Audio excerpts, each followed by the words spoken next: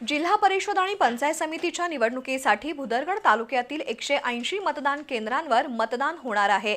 आज अधिकारी कर्मचारी मतदान साहित्य घेऊन नियोजित ठिकाणी रवाना झाले। निवडणूक निर्णय अधिकारी तथा प्रांताधिकारी हरेश सूळ आणि सहाय्यक निवडणूक निर्णय अधिकारी तहसीलदार डॉक्टर अर्चना पाटील यांच्या मार्गदर्शनाखाली निवडणूक प्रक्रिया सुरू आहे।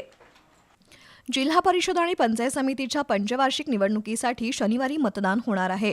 भुदरगड तालुक्यातील 97 गाव आणि वाडी वस्तीवरील 180 केंद्रांवर मतदान होणार आहे। त्यासाठी निवडणूक यंत्रणा सज्ज झाली असून आज सकाळी मौनी विद्यापीठातील क्रीडा संकुलाच्या मैदानावरून अधिकारी कर्मचाऱ्यांना मतदान साहित्य वितरित करण्यात आलं। हे कर्मचारी एसटी आणि खासगी वाहनांनी मतदान केंद्राकडे रवाना झाले।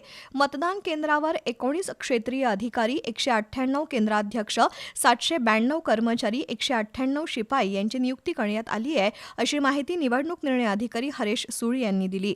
तर या निवडणुकीच्या पार्श्वभूमीवर एक अप्पर पोलीस अधीक्षक, एक उपअधीक्षक, 13 पोलीस निरीक्षक, सहाय्यक पोलीस निरीक्षक, उपनिरीक्षक, 164 पोलीस, 325 होमगार्ड आणि राज्य राखीव पोलीस दलाचं पथक असा बंदोबस्त तैनात केलाय, अशी माहिती पोलीस निरीक्षक गोरख चौधरी यांनी दिली।